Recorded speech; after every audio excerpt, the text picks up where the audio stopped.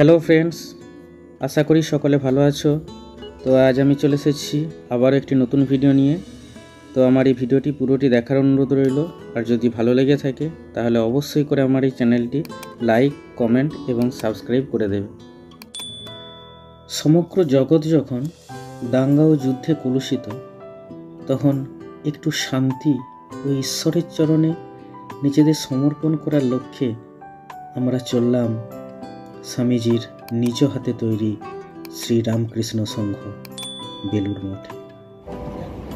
আরামবাগ থেকে বেলুড় পর্যন্ত মাথাপিছু 25 টাকা করে টিকিট কেটে আমরা ট্রেনে উঠে পড়লাম এবং সবাই মিলে জানালার ধারে মুগ্ধ বাতাস উপভোগ করতে করতে আমরা আমাদের গন্তব্যস্থলের দিকে রওনা দিচ্ছি।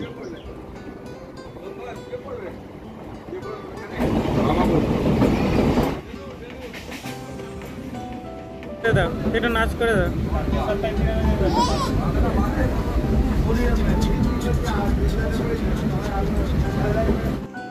বেলুড় স্টেশনে পৌঁছে সেখানে নেমে কিছুটা পায়ে হেঁটে গিয়ে যেখানে টোটো স্ট্যান্ড, সেই টোটো স্ট্যান্ডের কাছে গিয়ে সেখানে মাথাপিছু 15 টাকা করে টিকিট কেটে আমরা সকলে আমাদের যে গন্তব্যস্থল বেলুড় মঠের গেস্ট হাউস, সেই গেস্ট হাউসের দিকে আমরা রওনা দিলাম। টোটো থেকে নেমে আমাদের যে গেস্ট হাউস, সেই গেস্ট হাউসের দিকে রওনা দেওয়ার সময় রাস্তার ধারে বিভিন্ন প্রাচীন সাহিত্যিকদের বিভিন্ন কথা কাহিনী আমরা লক্ষ্য করতে করতে আমরা আমাদের যে গেস্ট হাউস, সেই গেস্ট হাউসের সামনে আমরা পৌঁছে গেলাম। এই হলো আমাদের গেস্ট হাউস, আনন্দ ভবন। এরপর ভিতরে প্রবেশ করলাম। ভিতরে আমাদের সব থেকে নিচের তলায় আমাদেরকে দেওয়া হয়েছিল। ভিতরে 3টি বেডরুম আছে, আমরা 3 জন ছিলাম এখানে এই রুমটাতে। তো এই হচ্ছে আমাদের রুম। আর এখানে অতিথিদের কিছু অনুরোধ বা নিয়মাবলী এখানে আছে। আর গেস্ট হাউসের যে খাবার যে নিয়মাবলী, সেই নিয়মাবলী এখানে দেওয়া আছে। সেদিনই বিকালে আমরা সময় নষ্ট না করে আমরা এই গঙ্গার ধারের যে ভেরিঘাট, সেই ভেরিঘাটের কাছে গিয়ে আমরা টিকিট কেটে একজনের মাথা পিছু 11 টাকা করে টিকিট। তো আমরা সবাই মিলে টিকিট কেটে আমরা দক্ষিণেশ্বরের মা ভবতারিণীর মন্দিরের উদ্দেশ্যে আমরা রওনা দিলাম। এরপর আমরা বোটে উঠে পড়েছি। সেখান থেকে মা গঙ্গার যে অপরূপ দৃশ্য, সেই অপরূপ দৃশ্য দেখে আমরা সত্যি মুগ্ধ হয়ে গেছি। কি গো এটা? হ্যাঁ, কি এটা? কি নদী? কি নদী? গঙ্গা নদী। এই অপরূপ দৃশ্য দেখতে দেখতে এবং আমরা যে যার আমাদের নিজেদের ছবি ক্যামেরাবন্দি করতে করতে আমরা আমাদের যে গন্তব্যস্থল মা ভবতারিণীর মন্দিরের উদ্দেশ্যে আমরা রওনা দিলাম। তো দক্ষিণেশ্বরের মা ভবতারিণীর মন্দিরের কিছু কথা আমি একটু বলি। কলকাতার জমিদার পিত্রাম্বরের পুত্র বাবু রামচন্দ্র বিবাহ করেছিলেন একজন শূদ্র মহিলা রানী রাসমণিকে। বাবু রাজচন্দ্রের মৃত্যুর পর রানী যখন কাশীপথে যাত্রা করেছিলেন, তখন মা কালী তার স্বপ্নে আসে এবং কলকাতায় তিনি মা ভবতারিণীর মন্দির প্রতিষ্ঠার উদ্যোগ নেন। কিন্তু একজন নিচু জাতির মহিলা করবে এক মন্দির প্রতিষ্ঠা? এ নিয়ে ব্রাহ্মণ ও প্রশাসনের দিক থেকেও অনেক বাধা আসে। যাই হোক, এই মন্দিরই ভবিষ্যতে হয়ে ওঠে সকল মাতৃবন্দনার পীঠস্থান। বিহারের জামালপুর থেকে আনা কোষ্ঠী পাথর দিয়ে এই মায়ের মূর্তিটি নির্মিত হয়। আর এই মাতৃমন্দিরেরই পৌরোহিত্যের দায়িত্ব পান গদাধর চট্টোপাধ্যায়।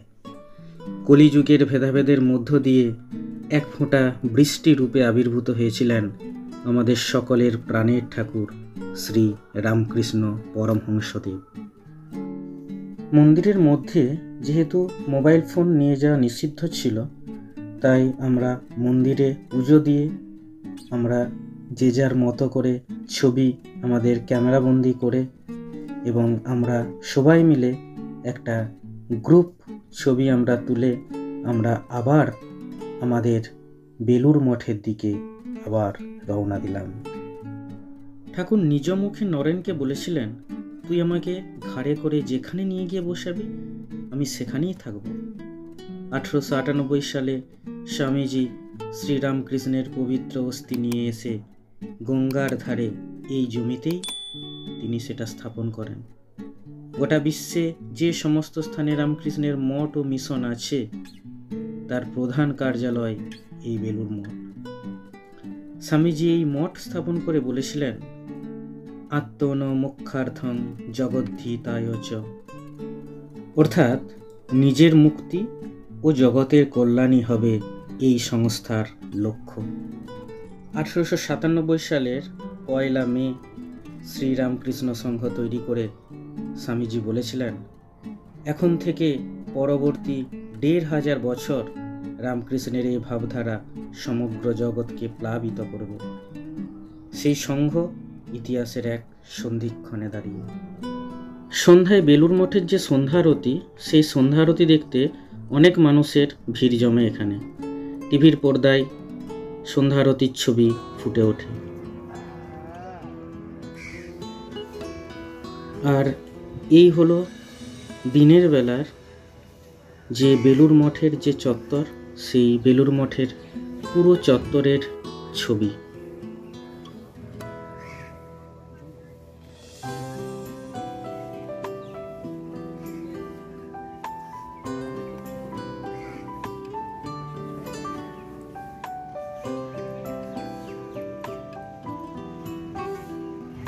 পরদিন সকালে আমরা সকলে মিলে বেরিয়ে পড়লাম আলিপুর চিড়িয়াখানার উদ্দেশ্যে। প্রায় 150 বছরের পুরানো, বেশ ঐতিহ্যপূর্ণ এই চিড়িয়াখানাটি। মহারানী ভিক্টোরিয়ার ছেলে 7ম এডওয়ার্ড এই চিড়িয়াখানার উদ্বোধন করেছিলেন। এই চিড়িয়াখানার ভেতরে বিভিন্ন পশু পাখিদের জন্য যে বানানো বাড়িগুলি আছে, সেই বাড়িগুলি বিভিন্ন রাজা বা রানী বা বাংলার বিভিন্ন নামকরা ব্যক্তিরা এই বাড়িগুলি তৈরির জন্য অর্থ দান করেছিলেন এবং এই বাড়িগুলি তাদের নামেই উৎসর্গ। তোমরা দেখতে পাচ্ছ এই যে সুন্দর একটা সাদা ময়ূর, সে পেখম মেলে আছে। কি অপরূপ সৌন্দর্য! এই চিড়িয়াখানায় না এলে তোমরা সত্যি উপভোগ করতে পারবে না এই দৃশ্য।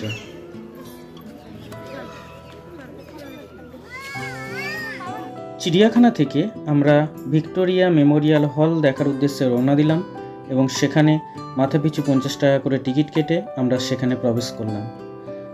তো এই ভিক্টোরিয়া মেমোরিয়াল হল সম্পর্কে কিছু কাহিনী আমি বলছি। তখন ভারতে ব্রিটিশ রাজত্ব চলছে। বড়লাট ছিলেন লর্ড কার্জন। 1901 সালে ইংল্যান্ডের রানী ভিক্টোরিয়া মারা যাবার পর তার স্মৃতিসৌধ হিসাবে এই সৌধটা নির্মিত হয়। 1872 সাল থেকে 1911 খ্রিস্টাব্দ পর্যন্ত এই কলকাতাই ছিল তখন ব্রিটিশ ভারতের রাজধানী। এই যে ভিক্টোরিয়া হলটি তোমরা দেখতে পাচ্ছ, এখানে আগে ছিল প্রেসিডেন্সি জেল। সেই প্রেসিডেন্সি জেল ভেঙে এটা নির্মিত হয় আর জেলটি স্থানান্তরিত করা হয় আলিপুরে। রাজস্থান থেকে নিয়ে আসা হয় মাকরানা মার্বেল, যা তাজমহল তৈরিতে ব্যবহৃত হয়েছিল। স্থপতির দায়িত্ব দেওয়া হয় এমারসনের উপর। এই সৌধটি মুঘল, রোমানীয়, ইসলামীয় স্থাপত্যশৈলী মিশিয়ে তৈরি করা হয়েছে।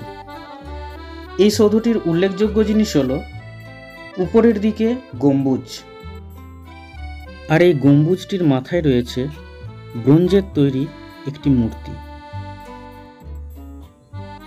কত সুন্দরভাবে এই স্থাপত্যশৈলীকে ফুটিয়ে তোলা হয়েছিল, সত্যি এটা এক আশ্চর্যের বিষয়।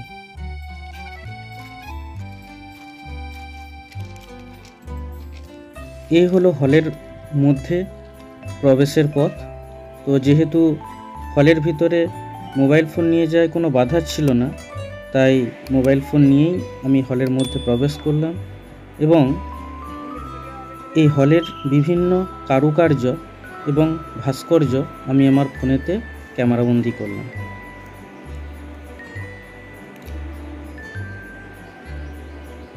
এখানে আছে construction of the Victoria Memorial হল 1911 থেকে 1921 সাল পর্যন্ত, যেভাবে এই যে ভিক্টোরিয়া হলটির কাঠামো তৈরি করা হয়েছিল, যেভাবে স্কেচ করা হয়েছিল, কত শ্রমিক যেভাবে তাদের নিঃস্বার্থ পরিশ্রমের মাধ্যমে তারা এই হলটি তৈরি করেছিলেন, সেই সমস্ত চিত্র এখানে ফুটিয়ে তোলা হয়েছে।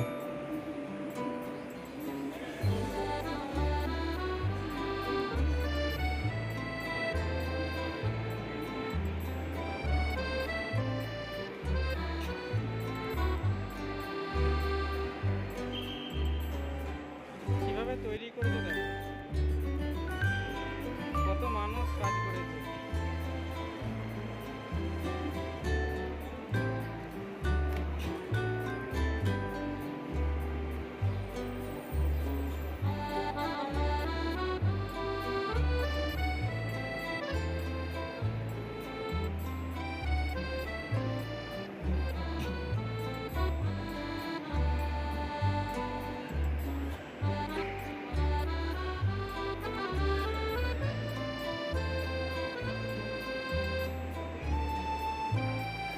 এখন তোমরা যে সমস্ত অস্ত্রশস্ত্র ও পোশাক পরিচ্ছদ যেগুলো তোমরা দেখতে পাচ্ছ, এগুলো সবই কিন্তু ছিল সেই সময়কার সামরিক বাহিনীর ব্যবহার করা পোশাক পরিচ্ছদ এবং অস্ত্রশস্ত্র।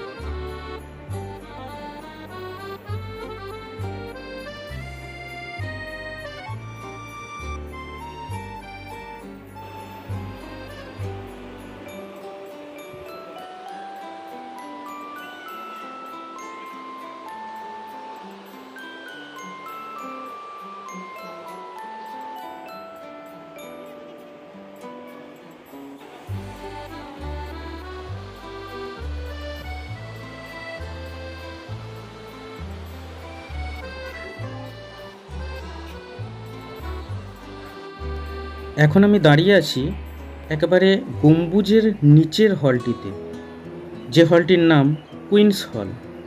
এই গম্বুজটির এই যে চারদিকে 12টি খোপ তোমরা দেখতে পাচ্ছ, এই 12টি খোপে আছে রানী ভিক্টোরিয়ার বিভিন্ন সেই সময়কার জীবন কাহিনীর ঘটনা।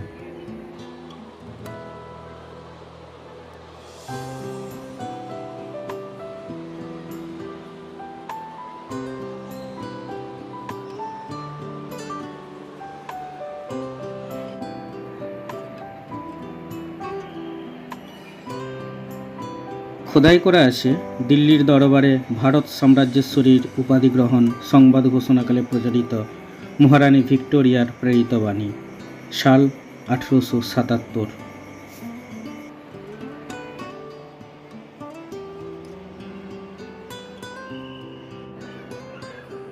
এই আসবাবপত্রটি নাকি সেই সময়কার বড়লাট ওয়ারেন হেস্টিংস ব্যবহার করতেন। এই আসবাবপত্রটি হাতির দাঁতের তৈরি।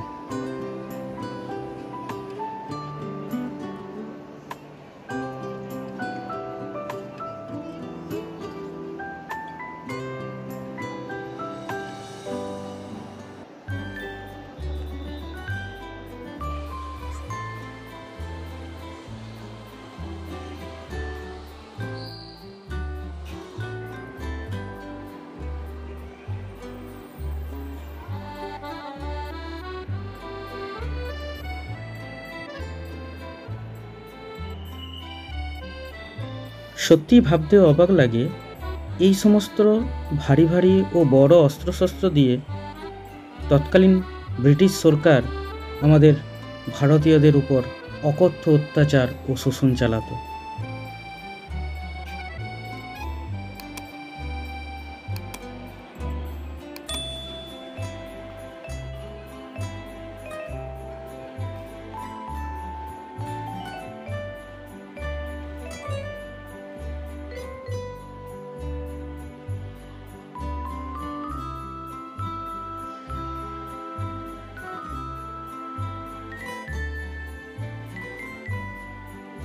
হলটির একেবারে পশ্চিম দিকের যে রুমগুলি আছে সেই রুমগুলিতে ফুটিয়ে তোলা হয়েছে ভারতের বিভিন্ন সাহিত্যিক, মনীষী ও দেশের জন্য যে সমস্ত বীর শহীদ তাদের জীবন বলিদান দিয়েছেন তাদের জীবন কাহিনী। ব্রিটিশ শাসনকে ভারত থেকে উচ্ছেদ করার জন্য তারা যে সমস্ত কাজ করেছিলেন তার টুকরো টুকরো কথা সংরক্ষণ করা হয়েছে এই চিত্রগুলোতে।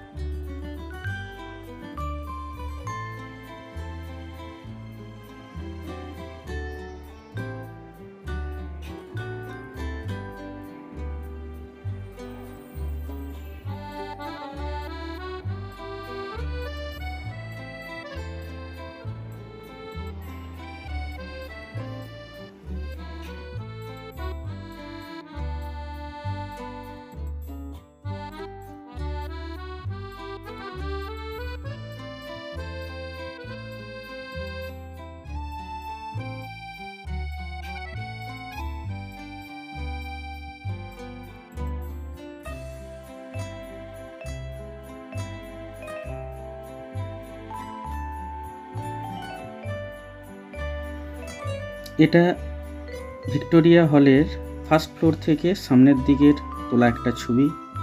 আর এই ভিক্টোরিয়াতে বেড়াতে এসে আমরা হলিউড সিনেমার যে জস এবং নুসরত, সেই জস এবং নুসরতকেও আমরা দেখে নিলাম।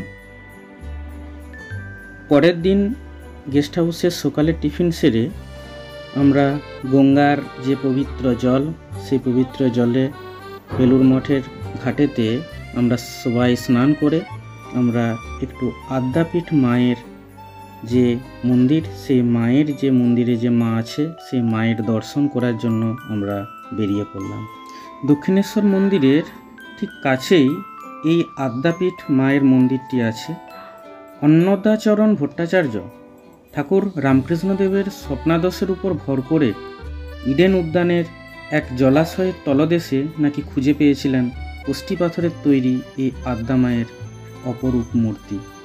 তারপর থেকেই তা এখানে প্রতিষ্ঠিত করে এখানে পূজা অর্চনা করা হয়।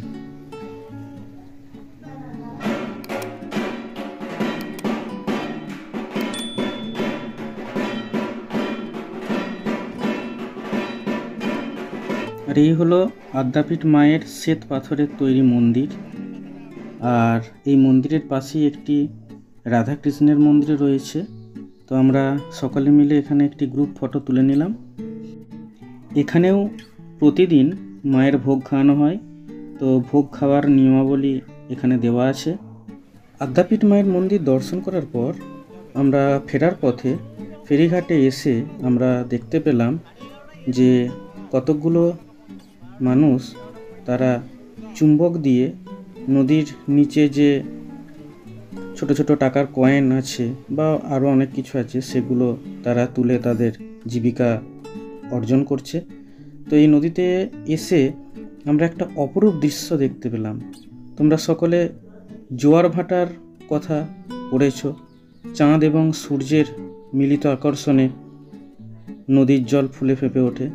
এই দৃশ্যই তোমরা দেখতে পাচ্ছ হুগলি নদী তথা গঙ্গা নদীতে। কি অপরূপ দৃশ্য প্রকৃতির, সত্যি মন ভোলানো দৃশ্য। এই দৃশ্যটা অতি সহজে আমরা দেখতে পাই না, তো আমাদের দেখার সৌভাগ্য হয়ে গেল।